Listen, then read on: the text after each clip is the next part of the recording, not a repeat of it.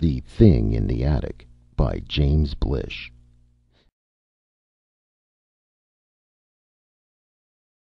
Honath and his fellow arch-doubters did not believe in the giants, and for this they were cast into hell. And when survival depended upon unwavering faith in their beliefs, they saw that there were giants after all. It is written that after the giants came to Tellura from the far stars, they abode a while and looked upon the surface of the land, and found it wanting and of evil omen. Therefore did they make men to live always in the air and in the sunlight and in the light of the stars, that he would be reminded of them. And the giants abode yet a while, and taught men to speak and to write and to weave and to do many things which are needful to do, of which the writings speak. And thereafter they departed to the far stars, saying, Take this world as your own, and though we shall return, fear not, for it is yours. The Book of Laws. Honath the Pursemaker was hauled from the nets an hour before the rest of the prisoners, as befitted his role as the arch-doubter of them all. It was not yet dawn, but his captors led him in great bounds through the endless, musky-perfumed orchid gardens, small, dark shapes with crooked legs, hunched shoulders, slim, hairless tails carried like his in concentric spirals wound clockwise. Behind them sprang Honath on the end of a long tether, timing his leaps by theirs, since any slip would hang him summarily. He would, of course, be on his way to the surface, some 250 feet below the orchid gardens, shortly after dawn in any event. But not even the arch-doubter of them all wanted to begin the trip, not even at the merciful snap-spine end of a tether, a moment before the law said go. The looping, interwoven network of vines beneath them, each cable as thick through as a man's body, bellied out and down sharply as the leapers reached the edge of the fern-tree forest which surrounded the copse of fan palms. The whole party stopped before beginning the descent, and looked eastward across the dim bowl. The stars were paling more and more rapidly. Only the bright constellation of the Parrot could still be picked out without doubt. "A fine day," one of the guards said conversationally. "Better to go below on a sunny day than in the rain, Pursemaker." Honath shuddered and said nothing. Of course it was always raining down below in hell, that much could be seen by a child. Even on sunny days the endless pinpoint rain of transpiration from the 100 million leaves of the eternal trees hazed the forest air and soaked the black bog forever. He looked around in the brightening, misty morning. The eastern horizon was black against the limb of the great red sun, which had already risen about a third of its diameter. It was almost time for the small, blue-white, furiously hot consort to follow. All the way to that brink, as to every other horizon, the woven ocean of the treetops flowed gently in long, unbreaking waves, featureless as some smooth oil.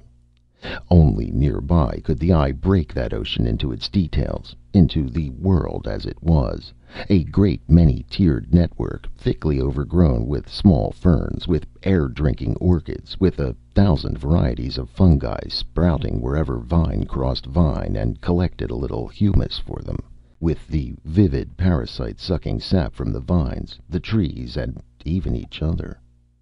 In the ponds of rainwater collected by the closely fitted leaves of the bromeliads, tree-toads and peepers stopped down their hoarse songs dubiously as the light grew and fell silent one by one. In the trees below the world, the tentative morning screeches of the lizard birds, the souls of the damned, or the devils who hunted them, no one was quite sure which, took up the concert.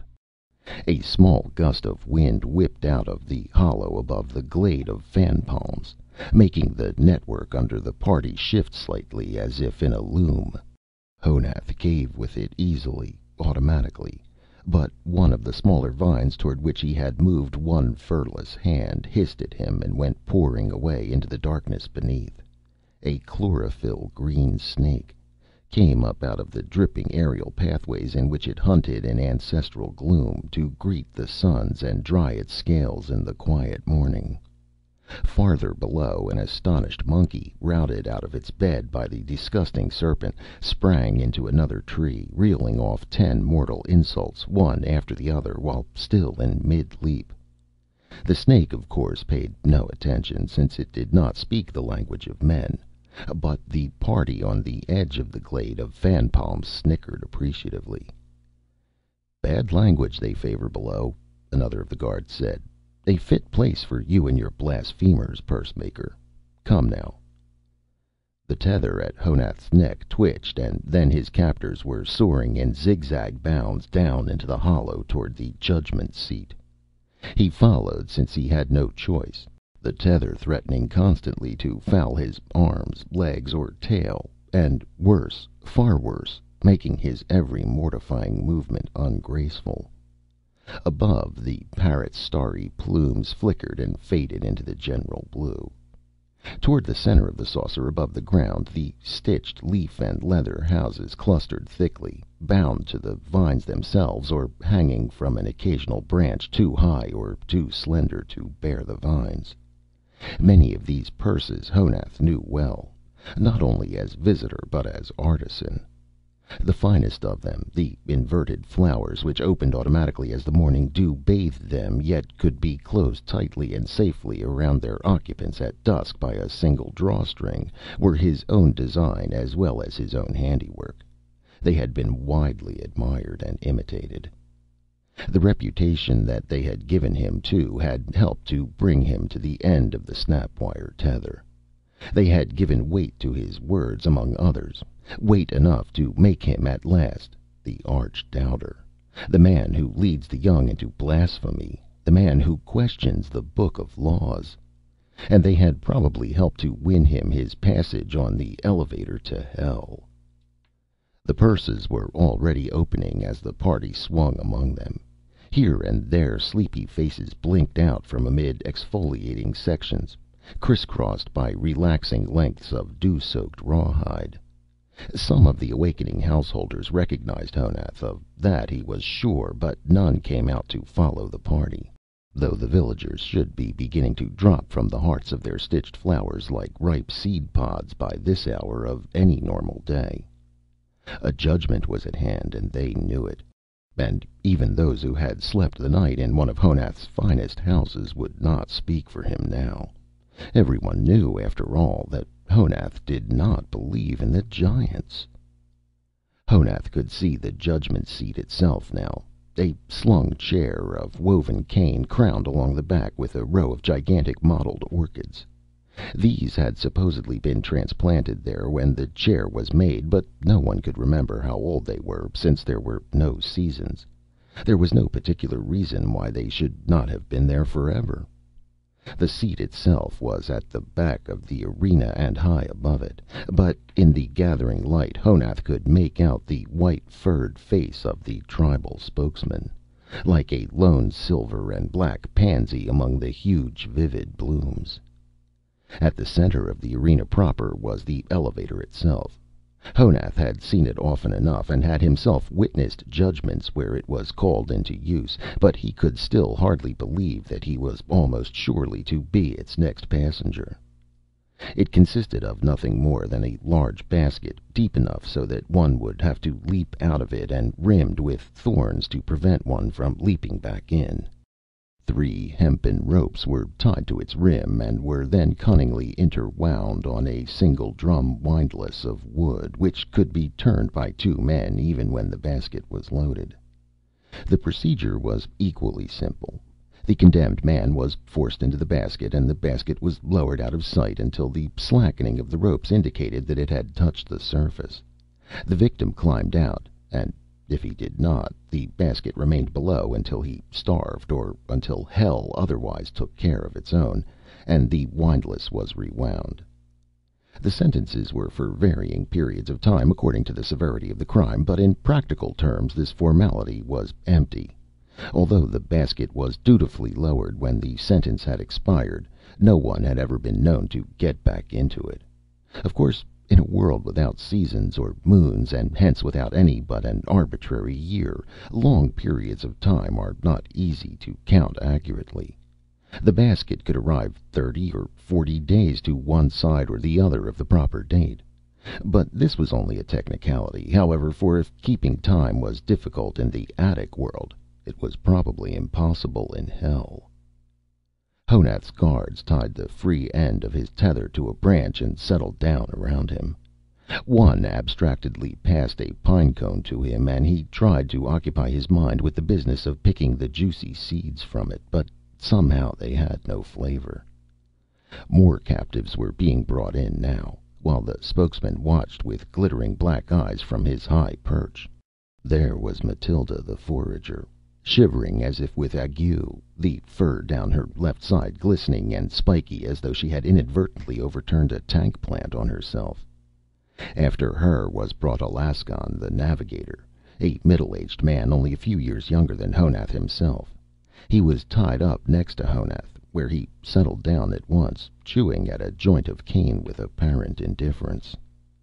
Thus far the gathering had proceeded without more than a few words being spoken, but that ended when the guards tried to bring Seth the needlesmith from the nets. He could be heard at once over the entire distance to the glade, alternately chattering and shrieking in a mixture of tones that might mean either fear or fury. Everyone in the glade but Alaskan turned to look, and heads emerged from purses like new butterflies from cocoons. A moment later Seth's guards came over the lip of the glade in a tangled group, now shouting themselves. Somewhere in the middle of the knot Seth's voice became still louder. Obviously he was clinging with all 5 members to any vine or frond he could grasp, and was no sooner pried loose from one than he would leap by main force backwards, if possible, to another. Nevertheless, he was being brought inexorably down into the arena, 2 feet forward, 1 foot back, 3 feet forward. Honath's guards resumed picking their pine cones. During the disturbance, Honath realized Charl, the reader, had been brought in quietly from the same side of the glade. He now sat opposite Alaskan, looking apathetically down at the vine web, his shoulders hunched forward. He exuded despair. Even to look at him made Honath feel a renewed shudder.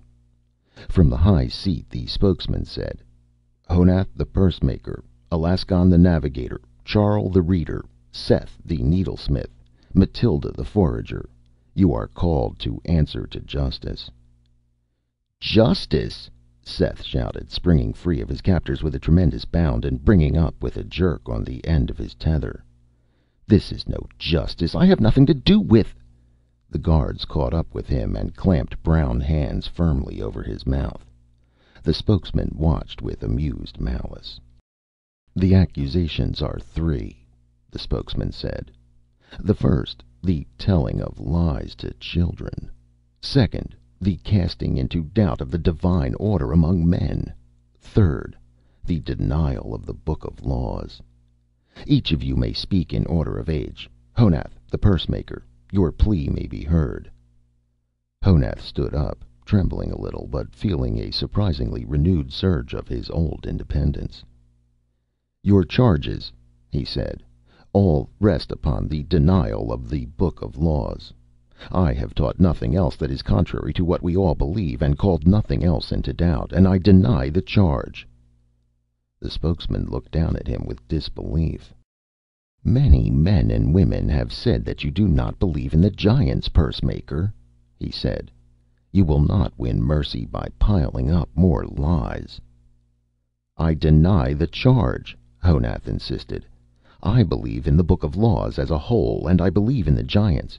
I have taught only that the giants were not real in the sense that we are real. I have taught that they were intended as symbols of some higher reality, and were not meant to be taken as literal persons." "What higher reality is this?" the spokesman demanded. "Describe it." "You ask me to do something the writers of the Book of Laws themselves couldn't do," Honath said hotly. "If they had to embody the reality in symbols rather than writing it down directly, how could a mere pursemaker do better?" "This doctrine is wind," the spokesman said. and it is plainly intended to undercut authority and the order established by the book. Tell me, Pursemaker, if men need not fear the giants, why should they fear the law? Because they are men, and it is to their interest to fear the law. They aren't children who need some physical giant sitting over them with a whip to make them behave. Furthermore, spokesman, this archaic belief itself undermines us. As long as we believe that there are real giants and that some day they'll return and resume teaching us, so long we fail to seek answers to our questions for ourselves. Half of what we know was given to us in the book, and the other half is supposed to drop to us from the skies if we wait long enough. In the meantime, we vegetate. If a part of the book be untrue, there can be nothing to prevent that it is all untrue, the spokesman said heavily. And we will lose even what you call the half of our knowledge, which is actually the whole of it, to those who see with clear eyes. Suddenly Honath lost his temper. "Lose it, then!" he shouted. "Let us unlearn everything we know only by rote. Go back to the beginning, learn all over again, and continue to learn from our own experience. Spokesman, you are an old man, but there are still some of us who haven't forgotten what curiosity means." "Quiet," the spokesman said. "We have heard enough. We call on Alaskan the navigator." "Much of the book is clearly untrue," Alaskan said flatly, rising. "As a handbook of small trades, it has served us well. As a guide to how the universe is made, it is nonsense, in my opinion. Honath is too kind to it. I've made no secret of what I think, and I still think it." "And will pay for it," the spokesman said, blinking slowly down at Alaskan. "Charl, the reader." "Nothing," Charl said, without standing or even looking up. "You do not deny the charges?" "I've nothing to say," Charl said, but then abruptly his head jerked up and he glared with desperate eyes at the spokesman. "I can read, spokesman. I have seen words in the book of laws that contradict each other. I've pointed them out. They're facts. They exist on the pages.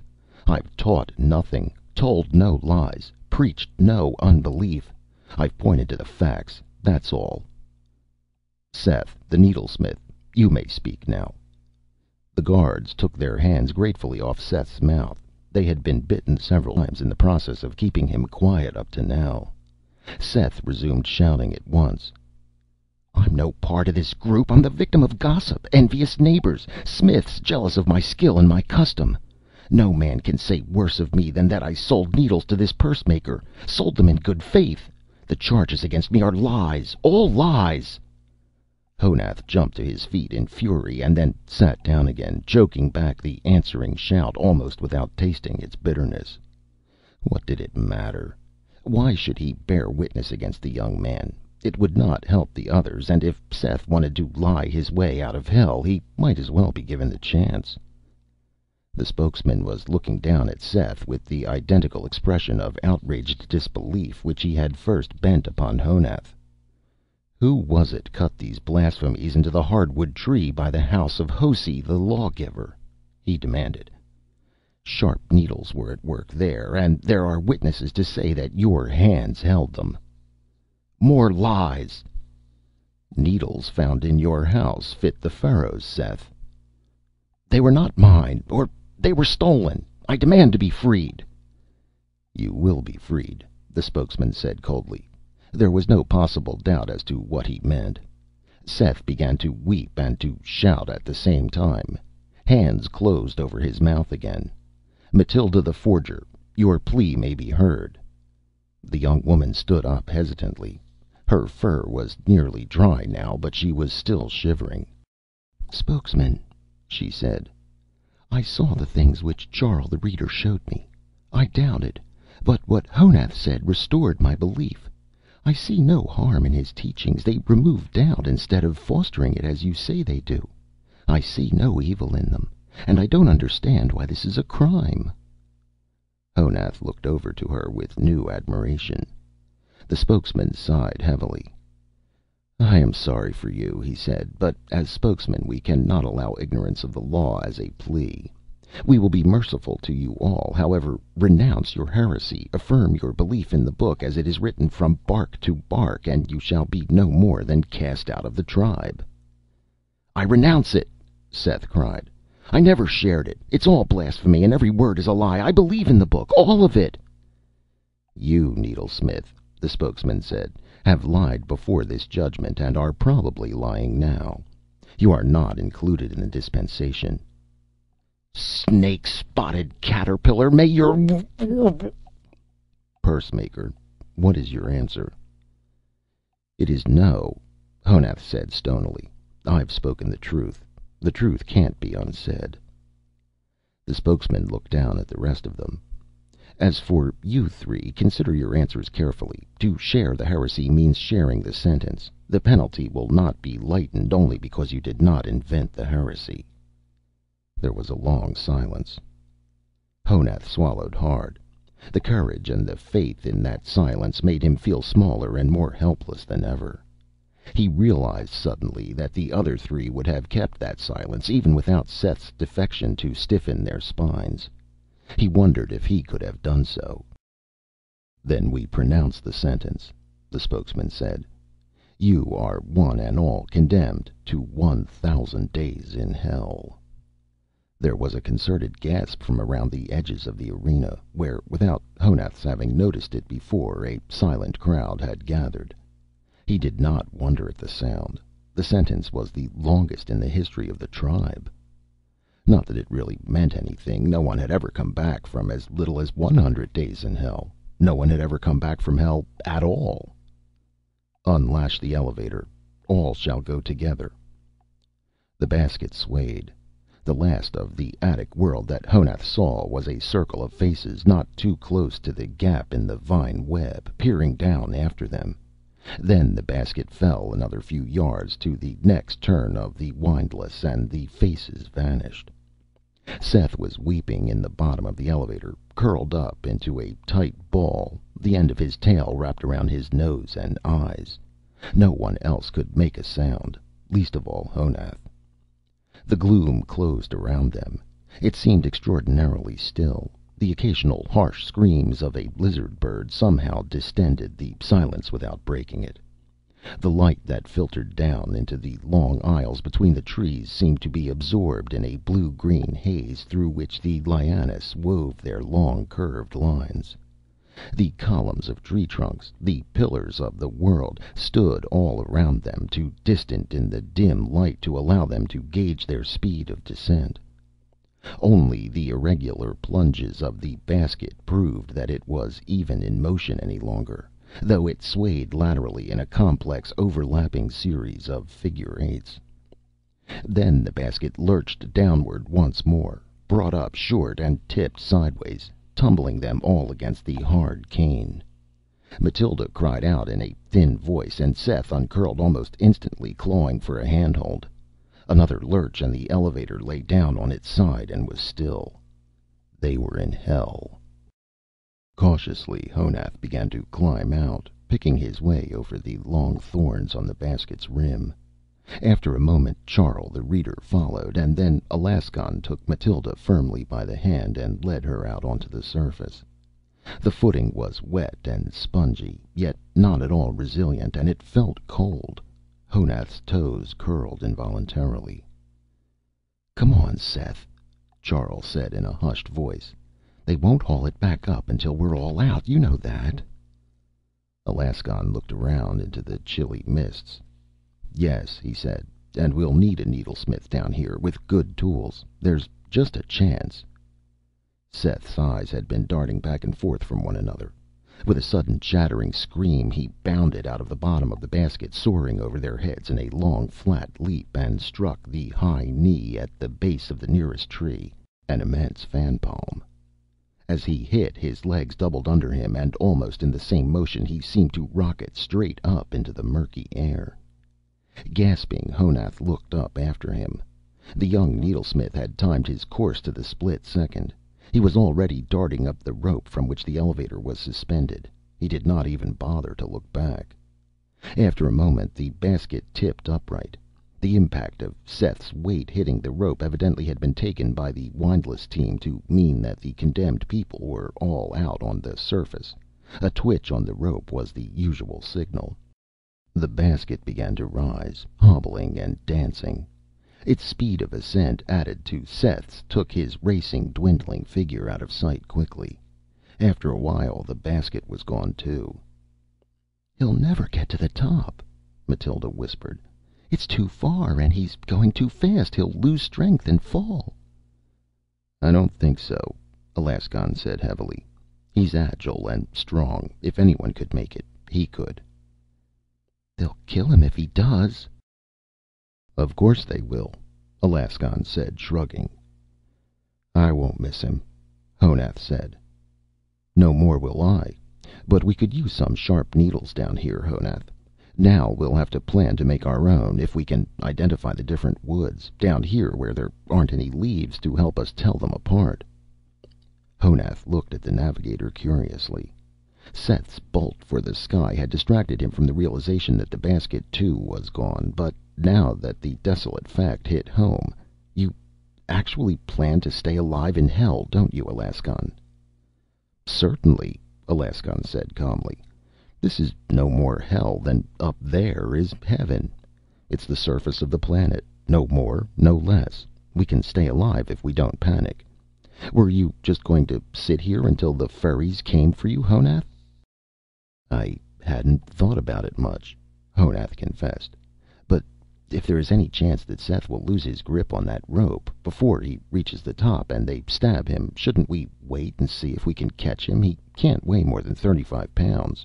Maybe we could contrive some sort of net." "He'd just break our bones along with his," Charl said. "I'm for getting out of here as fast as possible." "What for? Do you know a better place?" "No, but whether this is hell or not, there are demons down here. We've all seen them from up above. They must know that the elevator always lands here and empties out free food. This must be a feeding ground for them." He had not quite finished speaking when the branches began to sigh and toss far above. A gust of stinging droplets poured along the blue air and thunder rumbled. Matilda whimpered. "It's only a squall coming up," Honath said, but the words came out in a series of short croaks. As the wind had moved through the trees, Honath had automatically flexed his knees and put his arms out for handholds, awaiting the long wave of response to pass through the ground beneath him. But nothing happened. The surface under his feet remained solidly where it was, flexing not a fraction of an inch in any direction, and there was nothing nearby for his hands to grasp. He staggered, trying to compensate for the failure of the ground to move. At the same moment, another gust of wind blew through the aisles, a little stronger than the first, and called insistently for a new adjustment of his body to the waves which would be passing among the treetops. Again the squashy surface beneath him refused to respond. The familiar give and take of the vine web to the winds, a part of his world as accustomed as the winds themselves, was gone. Honath was forced to sit down, feeling distinctly ill. The damp, cool earth under his furless buttocks was unpleasant, but he could not have remained standing any longer without losing his meager prisoner's breakfast. One grappling hand caught hold of the ridged, gritting stems of a clump of horsetail, but the contact failed to allay the uneasiness. The others seemed to be bearing it no better than Honath. Matilda, in particular, was rocking dizzily, her lips compressed, her hands clasped to her delicate ears. Dizziness. It was unheard of up above, except among those who had suffered grave head injuries or were otherwise very ill. But on the motionless ground of hell, it was evidently going to be with them constantly. Charl squatted, swallowing convulsively. I can't stand," he moaned. "Nonsense," Alaskan said, though he had remained standing only by clinging to the huge mud-colored bulb of a cycadella. "It's just a disturbance of our sense of balance. We'll get used to it." "We'd better," Honath said, relinquishing his grip on the horsetails by a sheer act of will. "I think Charl's right about this being a feeding ground, Alaskan. I hear something moving around in the ferns, and if this rain lasts long, the water will rise here, too. I've seen silver flashes from down here many a time after heavy rains." "That's right," Matilda said, her voice subdued. "The base of the fan palm grove always floods. That's why the treetops are lower here." The wind seemed to have let up a little, though the rain was still falling. Alaskan stood up tentatively and looked around. "Then let's move on," he said. "If we try to keep under cover until we get to higher ground." A faint crackling sound high above his head interrupted him. It got louder. Feeling a sudden spasm of pure fear, Honath looked up. Nothing could be seen for an instant but the faraway curtain of branches and fern fronds. Then, with shocking suddenness, something plummeted through the blue-green roof and came tumbling toward them. It was a man, twisting and tumbling through the air with grotesque slowness, like a child turning in its sleep. They scattered. The body hit the ground with a sodden thump, but there were sharp overtones to the sound, like the bursting of a gourd. For a moment nobody moved. Then Honath crept forward. It had been Seth, as Honath had realized the moment the figurine had burst through the branches far above. But it had not been the fall that had killed him. He had been run through by at least a dozen needles, some of them, beyond doubt, tools from his own shop, their points edged hair-fine by his own precious strops of leatherwood bark. There would be no reprieve from above. The sentence was 1,000 days. This burst and broken huddle of fur was the only alternative. And the first day had barely begun. They toiled all the rest of the day to reach higher ground. As they stole cautiously closer to the foothills of the great range and the ground became firmer, they were able to take to the air for short stretches. But they were no sooner aloft among the willows than the lizard birds came squalling down on them by the dozens, fighting among each other for the privilege of nipping these plump and incredibly slow-moving monkeys. No man, no matter how confirmed a free thinker, could have stood up under such an onslaught by the creatures he had been taught as a child to think of as his ancestors. The first time it happened, every member of the party dropped like a pine cone to the sandy ground and lay paralyzed under the nearest cover, until the brindle-feathered, fan-tailed screamers tired of flying in such tight circles and headed for clearer air. Even after the lizard birds had given up, they crouched quietly for a long time, waiting to see what greater demons might have been attracted by the commotion. Luckily, on the higher ground there was much more cover from low-growing shrubs and trees: palmetto, sassafras, several kinds of laurel, magnolia, and a great many sedges. Up here, too, the endless jungle began to break around the bases of the great pink cliffs. Overhead were welcome vistas of open sky, sketchily crossed by woven bridges leading from the vine world to the cliffs themselves. In the intervening columns of blue air a whole hierarchy of flying creatures ranked themselves layer by layer. First the low-flying beetles, bees, and two-winged insects. Next were the dragonflies which hunted them, some with wing spreads as wide as 2 feet. Then the lizard birds, hunting the dragonflies and anything else that could be nipped without fighting back. And at last, far above, the great gliding reptiles coasting along the brows of the cliffs, riding the rising currents of air, their long-jawed hunger stalking anything that flew, as they sometimes stalked the birds of the attic world, and the flying fish along the breast of the distant sea. The party halted in an especially thick clump of sedges. Though the rain continued to fall harder than ever, they were all desperately thirsty. They had yet to find a single bromeliad. Evidently the tank plants did not grow in hell. Cupping their hands to the weeping sky accumulated surprisingly little water, and no puddles large enough to drink from accumulated on the sand. But at last, here under the open sky, there was too much fierce struggle in the air to allow the lizard birds to congregate and squall about their hiding place. The white sun had already set, and the red sun's vast arc still bulged above the horizon. In the lurid glow the rain looked like blood, and the seamed faces of the pink cliffs had all but vanished. Honath peered dubiously out from under the sedges at the still distant escarpments. "I don't see how we can hope to climb those," he said in a low voice. "That kind of limestone crumbles as soon as you touch it. Otherwise, we'd have had better luck with our war against the cliff tribe."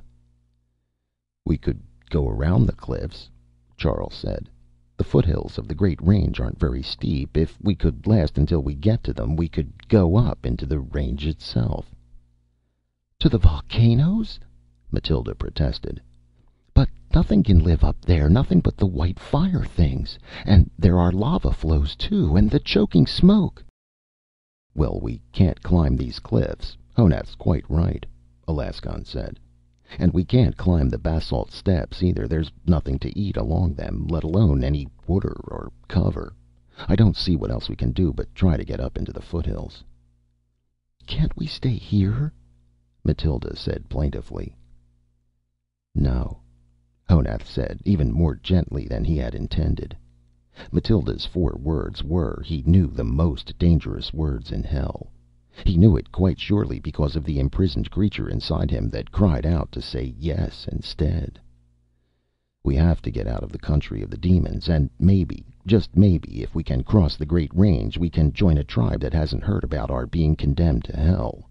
There are supposed to be tribes on the other side of the range, but the cliff people would never let our folk get through them. That's on our side now." "That's true," Alaskan said, brightening a little. "And from the top of the range we could come down into another tribe instead of trying to climb up into their village out of hell. Honath, I think it might work." "Then we'd better try to sleep right here and now," Charl said. "It seems safe enough. If we're going to skirt the cliffs and climb those foothills, we'll need all the strength we've got left." Honath was about to protest, but he was suddenly too tired to care. Why not sleep it over? And if in the night they were found and taken, well, that would at least put an end to the struggle. It was a cheerless and bone-damp bed to sleep in, but there was no alternative. They curled up as best they could. Just before he was about to drop off at last, Honath heard Matilda whimpering to herself, and on impulse crawled over to her and began to smooth down her fur with his tongue. To his astonishment, each separate silky hair was loaded with dew. Long before the girl had curled herself more tightly and her complaints had dwindled into sleepy murmurs, Honath's thirst was assuaged. He reminded himself to mention the method in the morning. But when the white sun finally came up, there was no time to think of thirst. Charl, the reader, was gone. Something had plucked him from their huddled midst as neatly as a fallen breadfruit, and had dropped his cleaned ivory skull just as negligently some 200 feet farther on up the slope which led toward the pink cliffs. Late that afternoon, the 3 found the blue turbulent stream flowing out of the foothills of the Great Range. Not even Alaskan knew quite what to make of it. It looked like water, but it flowed like the rivers of lava that crept downward from the volcanoes. Whatever else it could be, obviously it wasn't water. Water stood, it never flowed. It was possible to imagine a still body of water as big as this, but only in a moment of fancy, an exaggeration derived from the known bodies of water in the tank plants. But this much water in motion? It suggested pythons. It was probably poisonous. It did not occur to any of them to drink from it. They were afraid even to touch it, let alone cross it, for it was almost surely as hot as the other kinds of lava rivers. They followed its course cautiously into the foothills, their throats as dry and gritty as the hollow stems of horsetails. Except for the thirst, which was in an inverted sense their friend, insofar as it overrode the hunger, the climbing was not difficult. It was only circuitous because of the need to stay under cover, to reconnoiter every few yards, to choose the most sheltered course rather than the most direct. By an unspoken consent, none of the 3 mentioned Charl, but their eyes were constantly darting from side to side, searching for a glimpse of the thing that had taken him. That was perhaps the worst, the most terrifying part of the tragedy. Not once since they had been in hell had they actually seen a demon, or even any animal as large as a man. The enormous three-taloned footprint they had found in the sand beside their previous night's bed, the spot where the thing had stood, looking down at the four sleepers from above, coldly deciding which of them to seize, was the only evidence they had that they were now really in the same world with the demons, the world of the demons they had sometimes looked down upon from the remote vine webs. The footprint and the skull.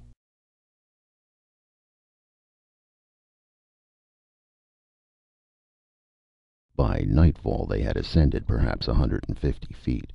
It was difficult to judge distances in the twilight, and the token vine bridges from the attic world to the pink cliffs were now cut off from sight by the intervening masses of the cliffs themselves. But there was no possibility that they could climb higher today. Although Matilda had borne the climb surprisingly well, and Honath himself still felt almost fresh, Alaskan was completely winded. He had taken a bad cut on one hip from a serrated spike of volcanic glass against which he had stumbled. The wound, bound with leaves to prevent its leaving a spoor which might be followed, evidently was becoming steadily more painful. Honath finally called a halt as soon as they reached the little ridge with the cave in back of it. Helping Alaskan over the last boulders, he was astonished to discover how hot the navigator's hands were. He took him back into the cave and then came out onto the ledge again. "He's really sick," he told Matilda in a low voice. "He needs water and another dressing for that cut, and we've got to get both for him somehow. If we ever get to the jungle on the other side of the range, we'll need a navigator even worse than we need a needlesmith." "But how? I could dress the cut if I had the materials, Honath, but there's no water up here. It's a desert. We'll never get across it." "We've got to try. I can get him water, I think. There was a big cycladella on the slope we came up, just before we passed that obsidian spur that hurt Alaskan. Gourds that size usually have a fair amount of water inside them, and I can use a piece of the spur to rip it open." A small hand came out of the darkness and took him tightly by the elbow. "Honath, you can't go back down there. Suppose the demon that took Charl is still following us. They hunt at night, and this country is all so strange." "I can find my way. I'll follow the sound of the stream of blue lava, or whatever it is. You pull some fresh leaves for Alaskan and try to make him comfortable. Better loosen those vines around the dressing a little. I'll be back." He touched her hand and pried it loose gently. Then, without stopping to think about it any further, he slipped off the ledge and edged toward the sound of the stream, traveling crabwise on all fours. But he was swiftly lost. The night was thick and completely impenetrable, and he found that the noise of the stream seemed to come from all sides, providing him no guide at all. Furthermore, his memory of the ridge which led up to the cave appeared to be faulty, for he could feel it turning sharply to the right beneath him, though he remembered distinctly that it had been straight past the first side branch and then had gone to the left. Or had he passed the first side branch in the dark without seeing it? He probed the darkness cautiously with one hand. At the same instant a brisk staccato gust of wind came whirling up out of the night across the ridge. Instinctively, Honath shifted his weight to take up the flexing of the ground beneath him. He realized his error instantly and tried to arrest the complex set of motions, but a habit pattern so deeply ingrained could not be frustrated completely. Overwhelmed with vertigo, Honath grappled at the empty air with hands, feet, and tail, and went toppling. An instant later, with a familiar noise and an equally familiar cold shock that seemed to reach through his body, he was sitting in the midst of water. Icy water. Water that rushed by him improbably with a menacing monkey-like chattering, but water all the same. It was all he could do to repress a hoot of hysteria. He hunkered down into the stream and soaked himself. Things nibbled delicately at his calves as he bathed, but he had no reason to fear fish, small species of which often showed up in the tanks of the bromeliads. After lowering his muzzle to the rushing invisible surface and drinking his fill, he dunked himself completely and then clambered out onto the banks, carefully neglecting to shake himself. Getting back to the ledge was much less difficult. "Matilda?" he called in a hoarse whisper. "Matilda, we've got water." "Come in here quick, then. Alaskon's worse. I'm afraid, Honath." Dripping, Honath felt his way into the cave. "I don't have any container. I just got myself wet. You'll have to sit him up and let him lick my fur." "I'm not sure he can." But Alaskan could, feebly, but sufficiently. Even the coldness of the water, a totally new experience for a man who had never drunk anything but the soup-warm contents of the bromeliads, seemed to help him. He lay back at last and said in a weak but otherwise normal voice, "So the stream was water after all." "Yes," Honath said, "and there are fish in it, too." "Don't talk," Matilda said. "Rest, Alaskan." "I'm resting. Honath, if we stick to the course of the stream where was I? Oh, we can follow the stream through the range now that we know it's water. How did you find that out?" "I lost my balance and fell into it." Alaskan chuckled. "Hell's not so bad, is it?" he said. Then he sighed, and the rushes creaked under him. "Matilda, what's the matter? Did he die?" "No. No, he's breathing. He's still sicker than he realizes, that's all, Honath. If they'd known up above how much courage you have." "I was scared white," Honath said grimly. "I'm still scared." But her hand touched his again in the solid blackness, and after he had taken it, he felt irrationally cheerful. With Alaskan breathing so raggedly behind them, there was little chance that either of them would be able to sleep that night, but they sat silently together on the hard stone in a kind of temporary peace. When the mouth of the cave began to outline itself with the first glow of the red sun, they looked at each other in a conspiracy of light all their own. "Let us unlearn everything we knew only by rote, go back to the beginning, learn all over again, and continue to learn." With the first light of the white sun, a half-grown megatherium cub rose slowly from its crouch at the mouth of the cave and stretched luxuriously, showing a full set of saber-like teeth. It looked at them steadily for a moment, its ears alert, then turned and loped away down the slope. How long it had been crouched there listening to them, it was impossible to know. They had been lucky that they had stumbled into the lair of a youngster. A full-grown animal would have killed them all within a few seconds after its cat's eyes had collected enough dawn to identify them positively. The cub, since it had no family of its own, evidently had only been puzzled to find its den occupied, and didn't want to quarrel about it. The departure of the big cat left Honath frozen. Not so much frightened as simply stunned by so unexpected an end to the vigil.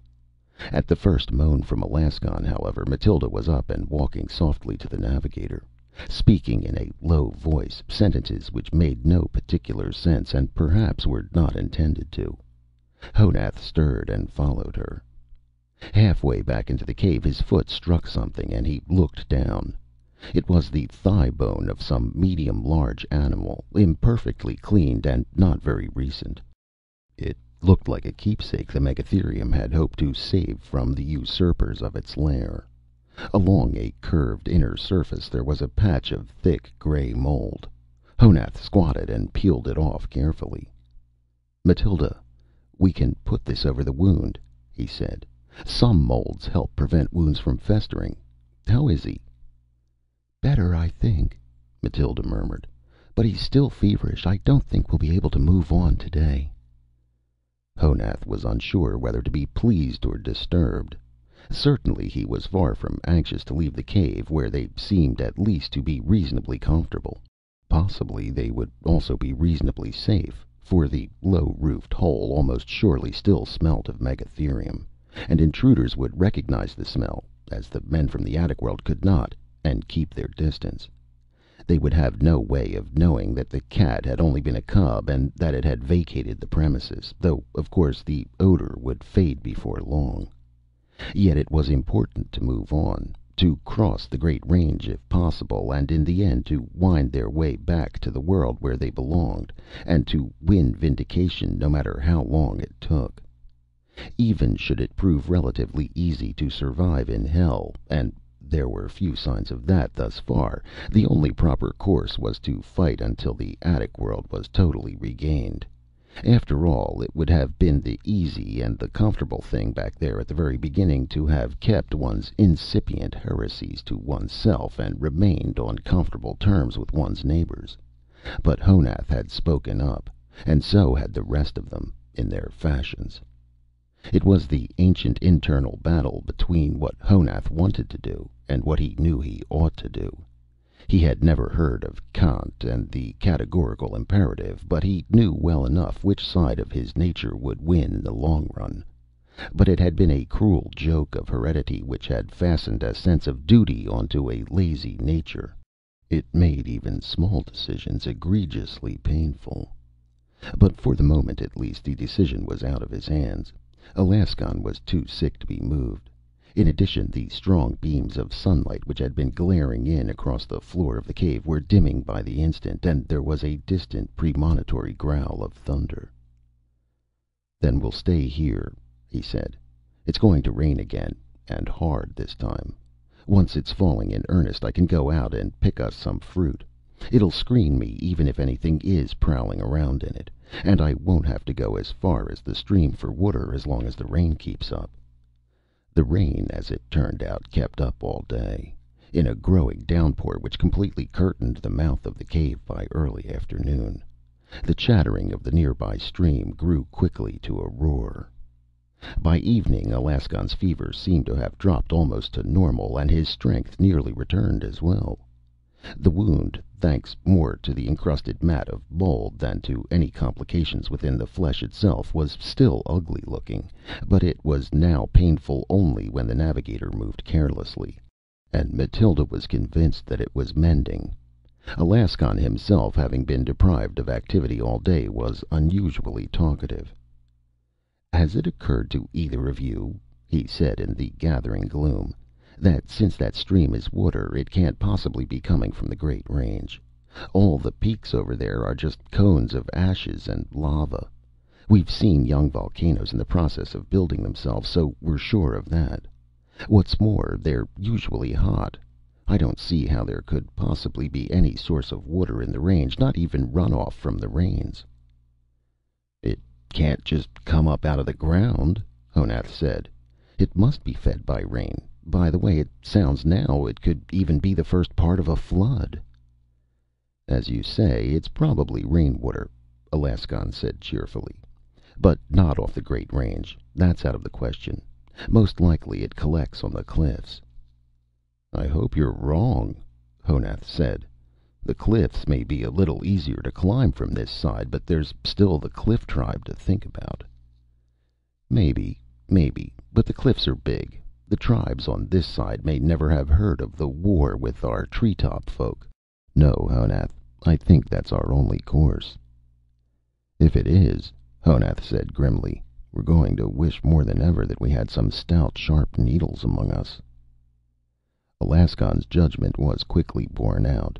The three left the cave at dawn the next morning, Alaskan moving somewhat stiffly, but not otherwise noticeably incommoded, and resumed following the stream bed upwards, a stream now swollen by the rains to a roaring rapids.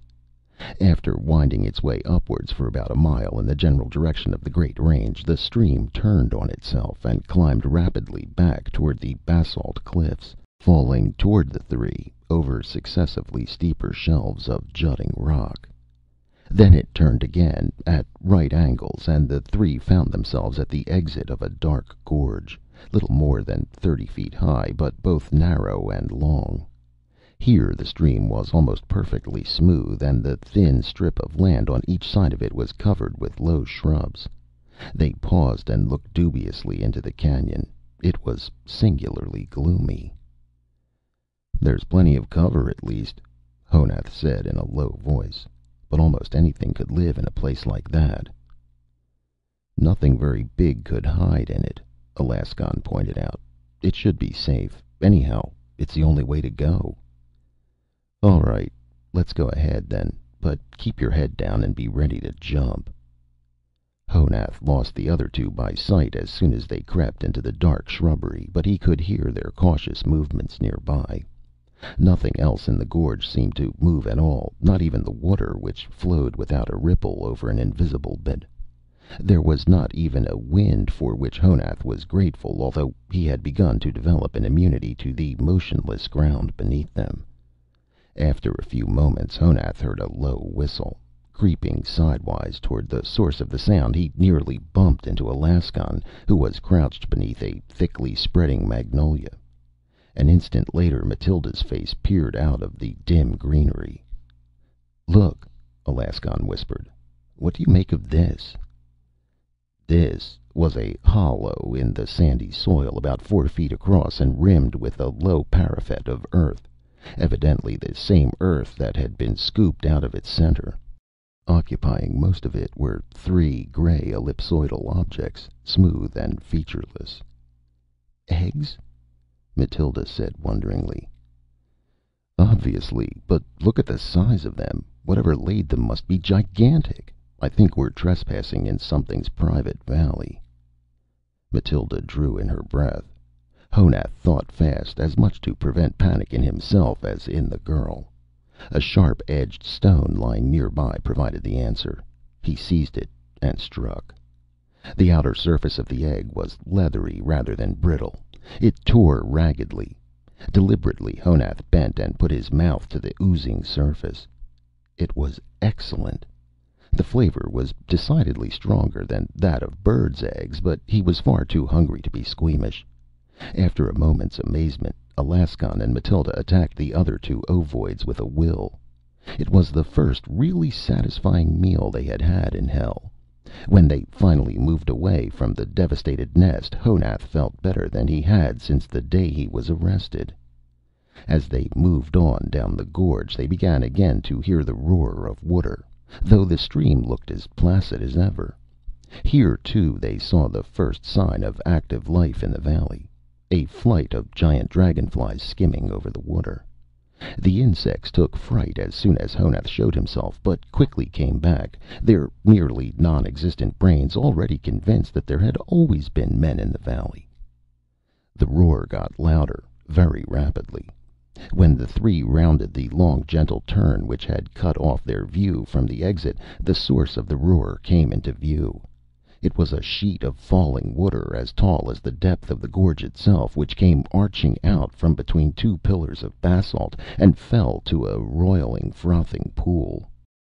"This is as far as we go," Alaskan said, shouting to make himself heard over the tumult. "We'll never be able to get up these walls." Stunned, Honath looked from side to side. What Alaskan had said was all too obviously true.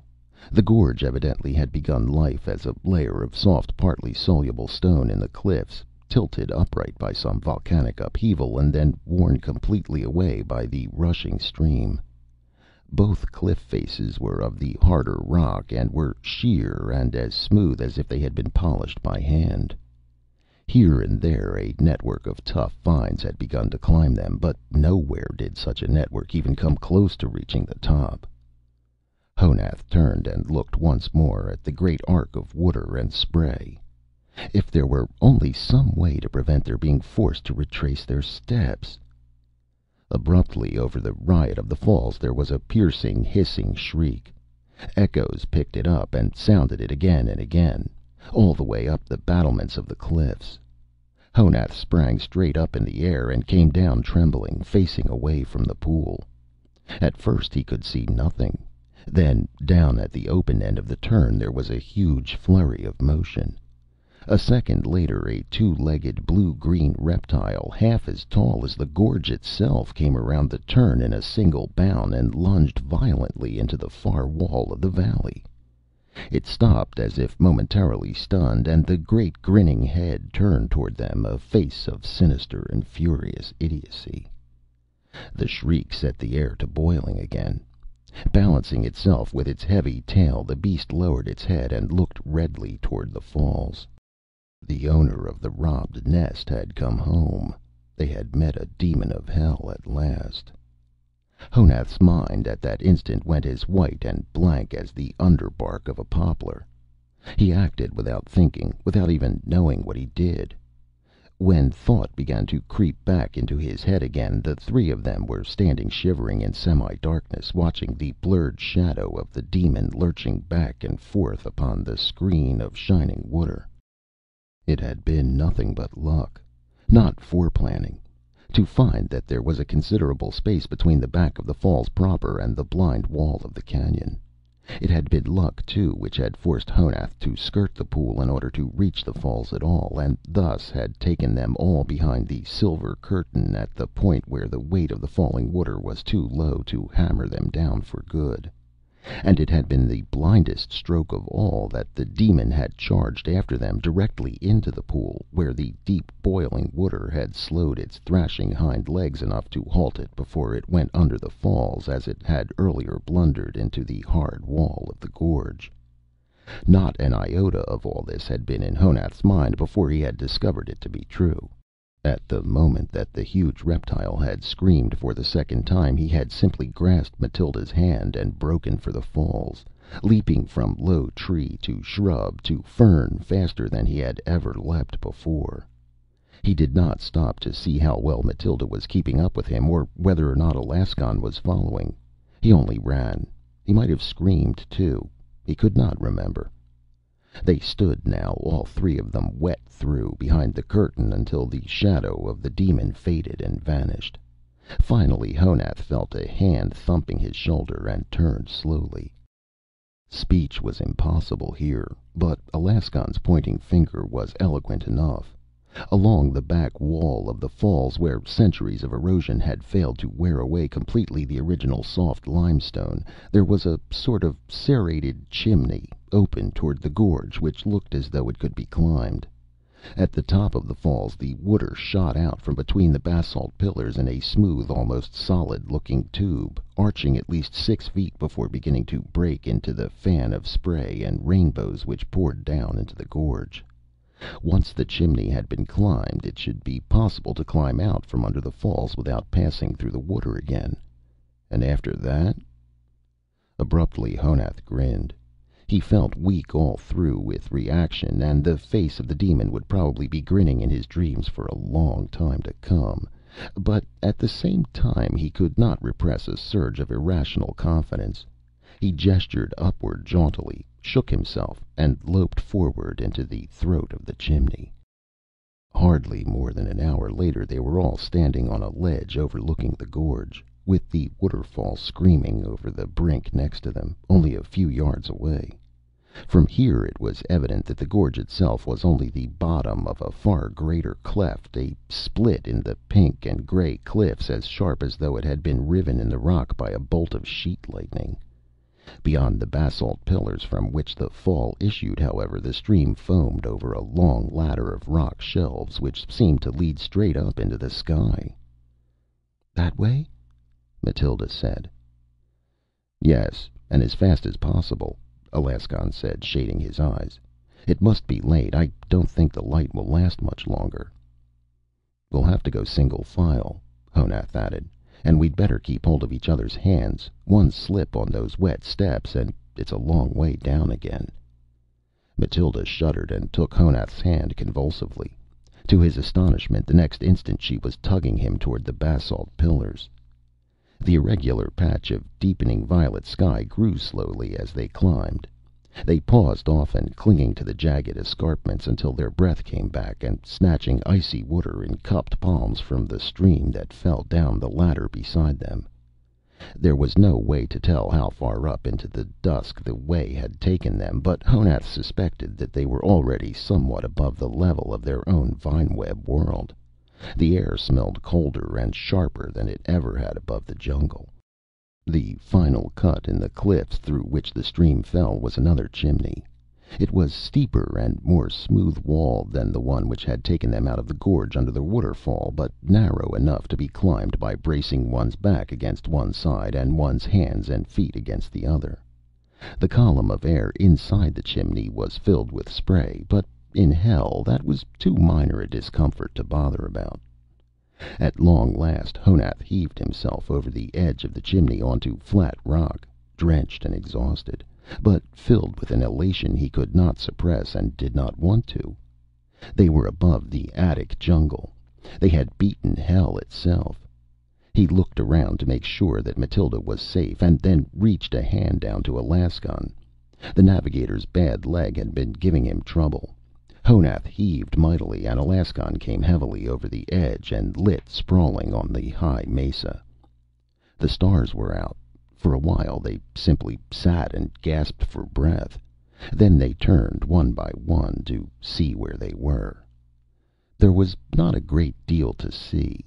There was the mesa, domed with stars on all sides, and a shining, thin spindle, like a gigantic minnow, pointing skyward in the center of the rocky plateau. And around the spindle, indistinct in the starlight, around the shining minnow, tending it, were giants. This, then, was the end of the battle to do what was right, whatever the odds. All the show of courage against superstition, all the black battles against hell itself, came down to this: the giants were real. They were unarguably real. Though they were twice as tall as men, stood straighter, had broader shoulders, and were heavier across the seat, and had no visible tails, their fellowship with men was clear. Even their voices, as they shouted to each other around their towering metal minnow, were the voices of men made into gods. Voices as remote from those of men as the voices of men were remote from those of monkeys, yet just as clearly of the same family. These were the giants of the Book of Laws. They were not only real, but they had come back to Tellura as they had promised to do. And they would know what to do with unbelievers, and with fugitives from hell. It had all been for nothing. Not only the physical struggle, but the fight to be allowed to think for oneself as well. The gods existed. Literally. Actually. This belief was the real hell from which Honath had been trying to fight free all his life. But now it was no longer just a belief. It was a fact. A fact that he was seeing with his own eyes. The giants had returned to judge their handiwork. And the first of the people they would meet would be 3 outcasts, 3 condemned and degraded criminals, 3 jailbreakers, the worst possible detritus of the attic world. All this went searing through Honath's mind in less than a second, but nevertheless Alaskan's mind evidently had worked still faster. Always the most outspoken unbeliever of the entire little group of rebels, the one among them whose whole world was founded upon the existence of rational explanations for everything, his was the point of view most completely challenged by the sight before them now. With a deep, sharply indrawn breath, he turned abruptly and walked away from them. Matilda uttered a cry of protest, which she choked off in the middle, but it was already too late. A round eye on the great silver minnow came alight, bathing them all in an oval patch of brilliance. Honath darted after the navigator. Without looking back, Alaskan suddenly was running. For an instant longer, Honath saw his figure poised delicately against the black sky. Then he dropped silently out of sight, as suddenly and completely as if he had never been. Alaskan had borne every hardship and every terror of the ascent from hell with courage and even with cheerfulness, but he had been unable to face being told that it had all been meaningless. Sick at heart, Honath turned back, shielding his eyes from the miraculous light. There was a clear call in some unknown language from near the spindle. Then there were footsteps, several pairs of them, coming closer. It was time for the second judgment. After a long moment, a big voice from the darkness said, "Don't be afraid. We mean you no harm. We're men, just as you are." The language had the archaic flavor of the Book of Laws, but it was otherwise perfectly understandable. A second voice said, "What are you called?" Honath's tongue seemed to be stuck to the roof of his mouth. While he was struggling with it, Matilda's voice came clearly from beside him. "He is Honath the Pursemaker, and I am Matilda the Forager." "You are a long distance from the place we left your people," the first giant said. Don't you still live in the vine webs above the jungles?" "Lord, my name is Jarl 11. This man is Gerhardt Adler." This seemed to stop Matilda completely. Honath could understand why. The very notion of addressing giants by name was nearly paralyzing. But since they were already as good as cast down into hell again, nothing could be lost by it. "Jarl 11," he said. "The people still live among the vines. The floor of the jungle is forbidden. Only criminals are sent there. We are criminals." "Oh?" Jarl 11 said. "And you've come all the way from the surface to this mesa? Gerhardt, this is prodigious. You have no idea what the surface of this planet is like. It's a place where evolution has never managed to leave the tooth and nail stage. Dinosaurs from every period of the Mesozoic, primitive mammals all the way up the scale to the ancient cats. The works. That's why the original seeding team put these people in the treetops instead." "Honath, what was your crime?" Gerhardt Adler said. Honath was almost relieved to have the questioning come so quickly to this point. Jarl 11's aside, with its many terms he could not understand, had been frightening in its very meaninglessness. "There were 5 of us," Honath said in a low voice. "We said that we did not believe in the giants." There was a brief silence. Then, shockingly, both Jarl 11 and Gerhardt Adler burst into enormous laughter. Matilda cowered, her hands over her ears. Even Honath flinched and took a step backward. Instantly the laughter stopped, and the giant called Jarl 11 stepped into the oval of light and sat down beside them. In the light it could be seen that his face and hands were hairless. Although there was hair on his crown, the rest of his body was covered by a kind of cloth. Seated, he was no taller than Honath, and did not seem quite so fearsome. "I beg your pardon," he said. "It was unkind of us to laugh, but what you said was highly unexpected. Gerhardt, come over here and squat down so that you don't look so much like a statue of some general. Tell me, Honath, in what way did you not believe in the giants?"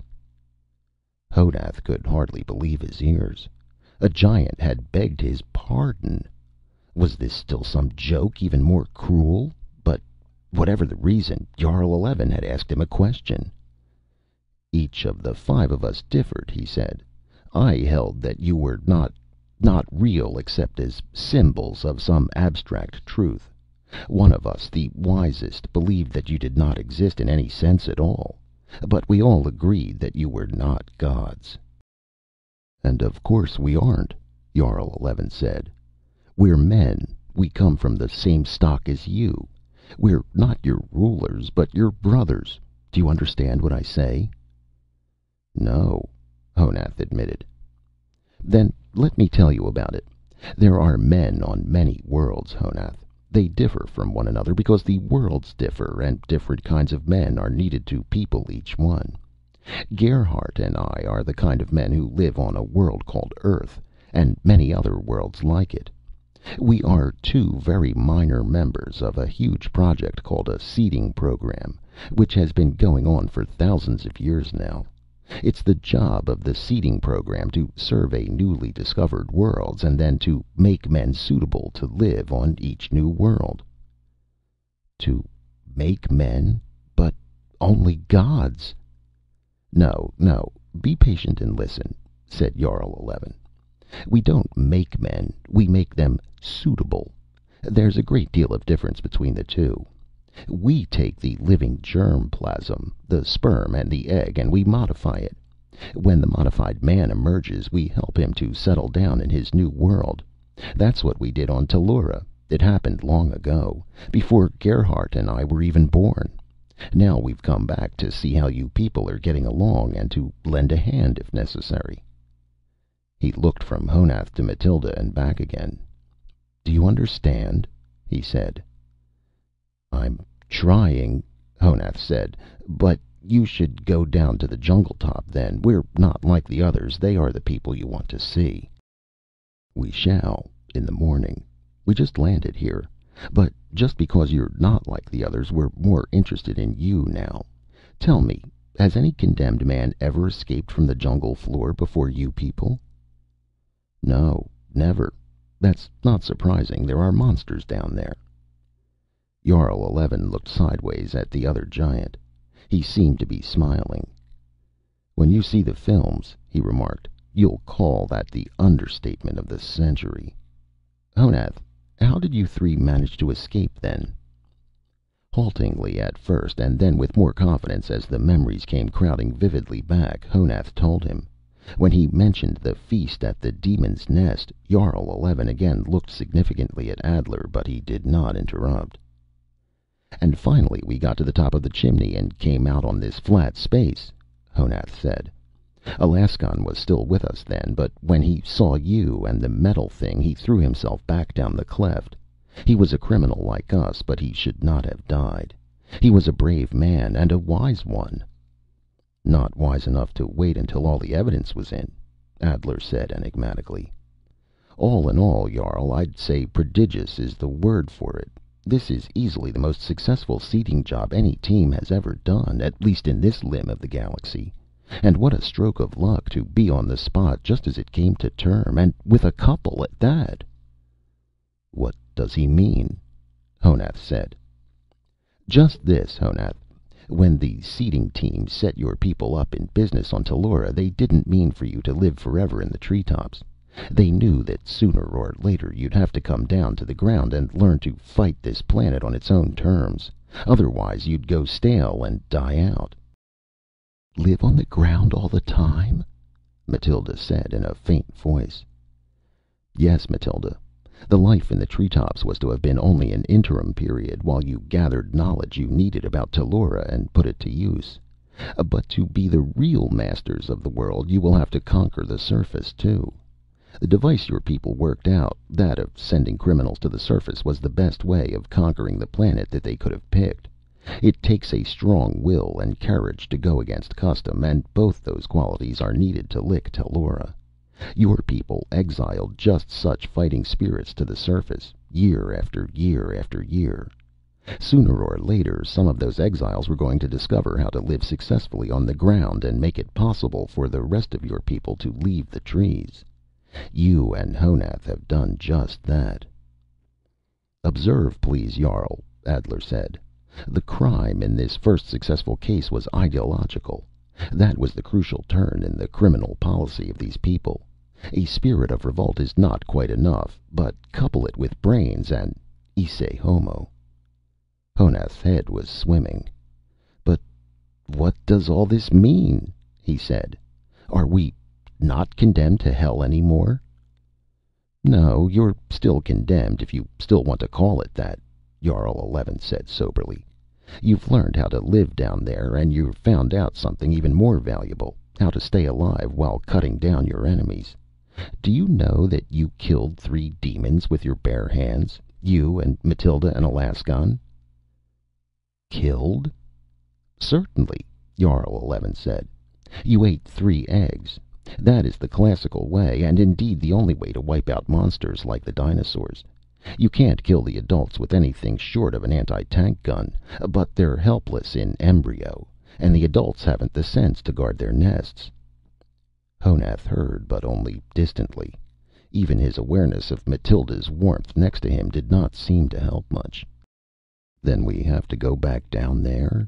he said dully. "And this time forever?"